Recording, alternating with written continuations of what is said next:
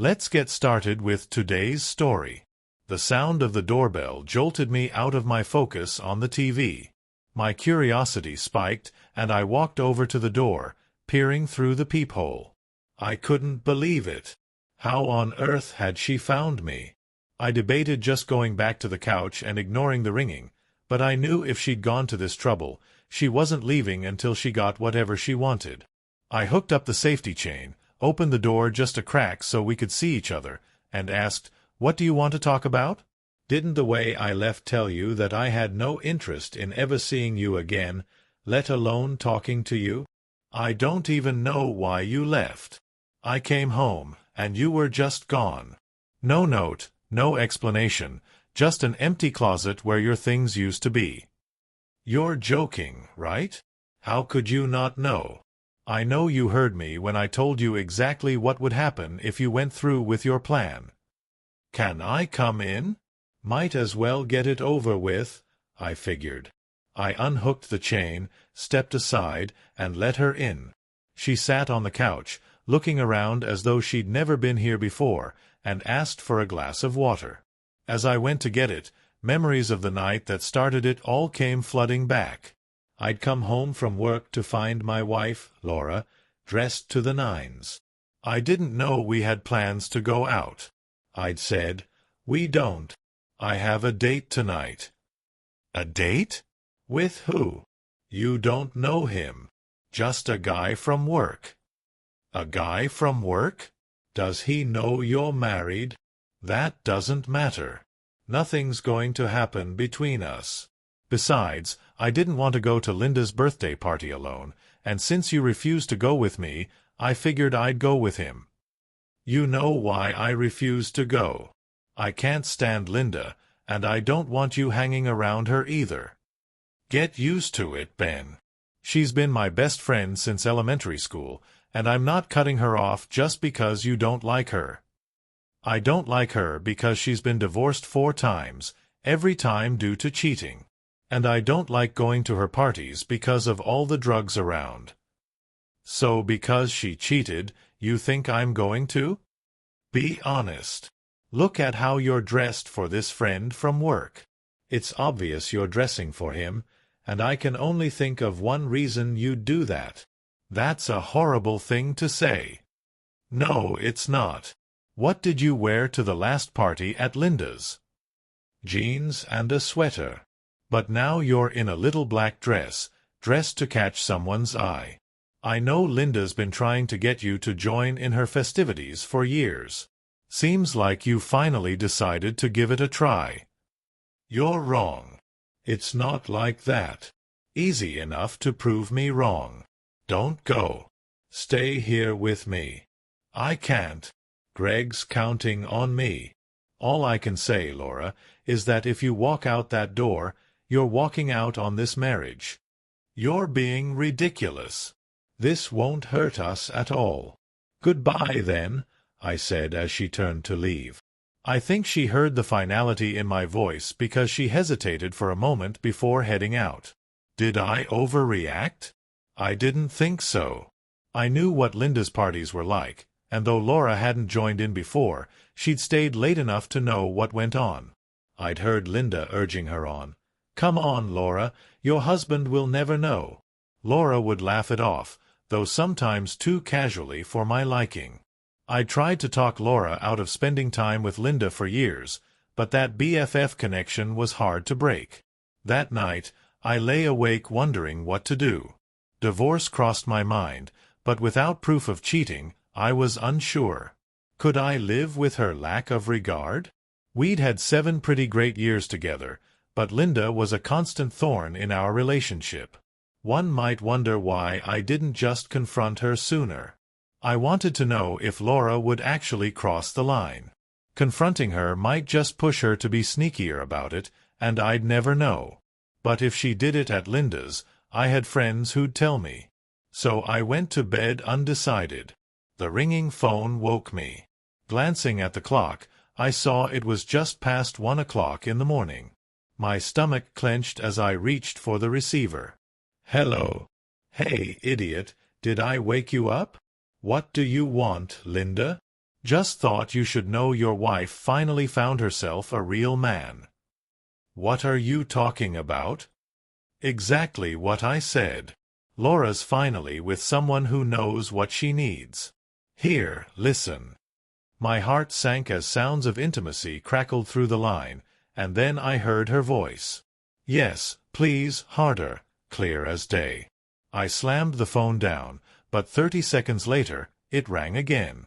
I picked up the handset and dropped it onto the floor, unwilling to hear more. The only good thing about apartment living is the lack of clutter. Within an hour, I'd packed what I needed, loaded up my truck, and found a motel for the night. By morning, I was at the bank as soon as they opened, clearing out our joint accounts.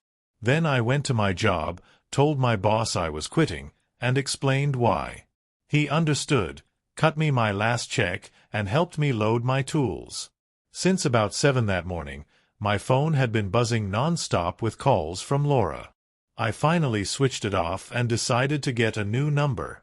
Then I thought better of it. She might be able to find out.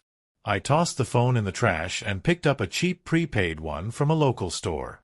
Luckily, we didn't have joint credit cards, so I didn't need to worry about cutting off her access to my accounts. By 10, I was back on the road, driving somewhere. I hadn't figured out where yet, just that it had to be far from here. I settled in a new town miles away from Laura and found a job. The next 2 years passed quietly, and I had a few dates here and there. Just as life was getting back to normal, Laura showed up at my door. "How did you find me?" I demanded. "A very expensive private investigator." "Why would you go to such lengths?" "Because you're my husband. I took the vow of for better or worse, and I meant it." "Where did you get the money to pay a private investigator?" "I sold the house." "What house?" "The one I was awarded in court." I started to ask about the court proceedings, but it didn't matter. "Well, you wasted your money and your time. We're done. You did exactly what I said would end our marriage when you walked out to go to that party. Don't waste your breath trying to say nothing happened. Your friend Linda called me in the middle of the night and let me hear exactly what was going on. Your 'yes, please' harder came through loud and clear. Ben, let me explain. I didn't go to that party to cheat on you. It wasn't even on my mind. Maybe I overdressed, but Linda asked me to do it. She said Greg would leave if he thought he wasn't going to get lucky, and for some reason she didn't want him there. Do you think I'm going to believe that? Please, just listen. Greg got the wrong idea. He stuck to me like glue the entire night, barely letting me talk to anyone else. I danced with a few guys, but that was it. Just as the party was winding down, I began to feel dizzy and lightheaded. Linda suggested I'd had too much to drink and urged me to lie down in one of her spare bedrooms. I'm not sure how or when it started, but slowly I became aware that someone was making love to me.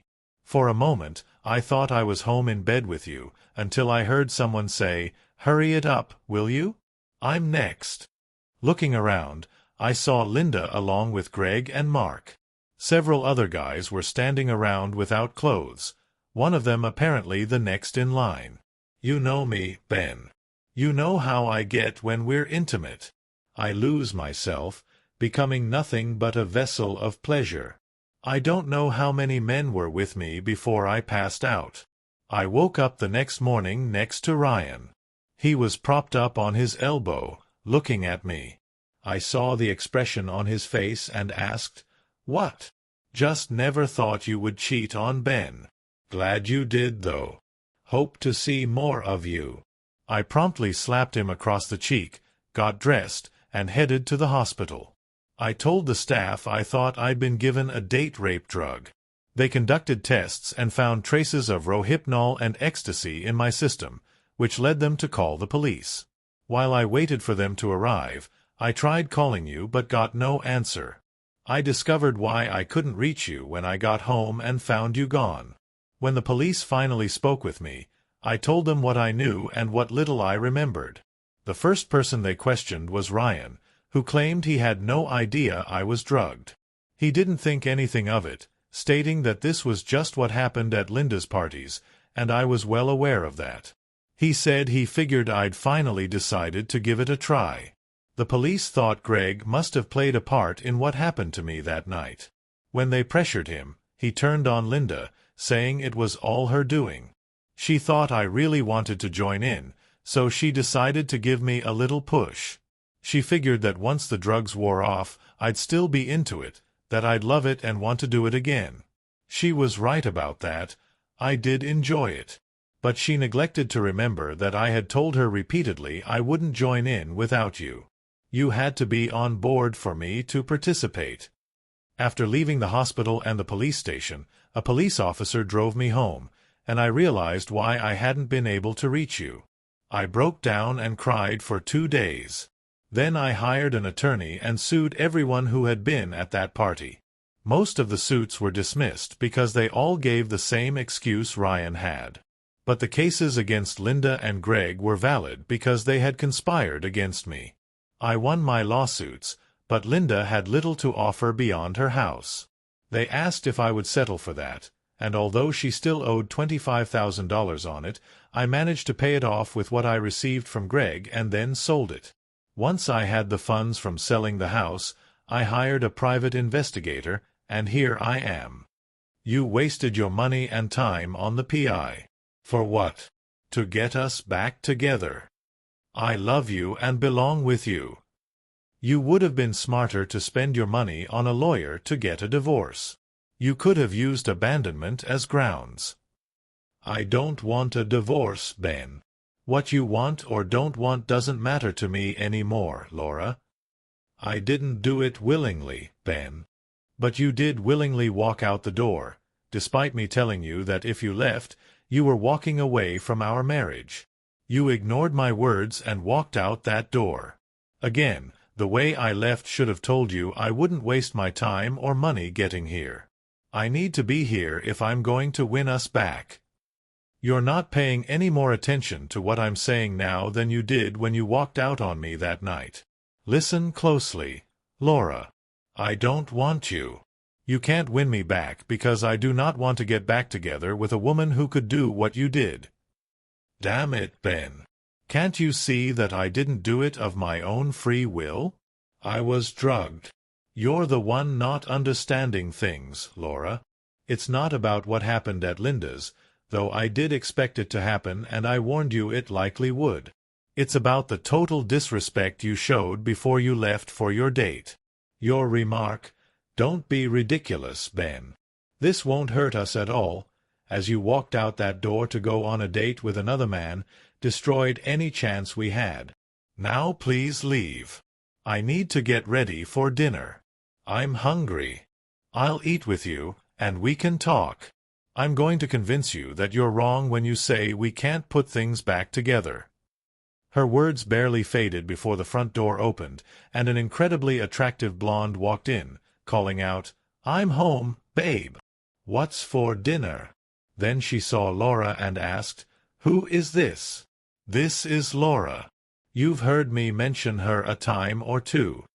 Laura was taken aback as the blonde walked over, bent down, hugged her, and said, "Thank you for sending Ben to me." Then she turned to me and asked, "What are we having for dinner?" "I thought we'd go out. I made reservations at Caba's." "I'll change. Nice to meet you, Laura. Maybe we can get together sometime and compare notes," she said before heading for the bedroom. "You need to go now, Laura. I have to change for dinner. Does she know you're still married?" "She does. You need to let her know I'm going to fight for you, Ben." "Get real, Laura. For you to fight for me, you'd need to spend time with me, and that isn't happening. Get a divorce and find another man. And when you do find him, don't pull the same stunt on him that you pulled on me." Tears rolled down her cheeks as she said, "Damn it, Ben. Why can't you understand that I didn't cheat on you? I was drugged. So what? You had to be there to be drugged, and that's the point. I told you not to go. I told you that when you walked out that door, you were kissing our marriage goodbye. You ignored me. You left. Marriage over. It's as simple as that. Now please leave. I have a dinner date to prepare for. I'm not divorcing you, Ben, and you need to inform your girlfriend of that. She's never going to marry you. She can't marry me. She's already married and in the same situation I'm in. Her husband won't give her a divorce, and she won't waste the money trying to get one. I'll go, but I'm not going far. I can't get you back long distance, so I'm moving here. I'm going to win you back. No, you aren't, Laura. I've already said this several times, and you need to understand that I mean it. I do not want you. Now go. She was crying, but she left. Maria came into the room looking radiant. Why aren't you ready? Did you decide not to go? No. Just took longer to get rid of her than I anticipated. Is she gone for good? Should be. I made it clear I wanted nothing to do with her. That's good because I don't intend to let you slip away from me. I smiled at that. Give me 10 minutes, and I'll be ready to go.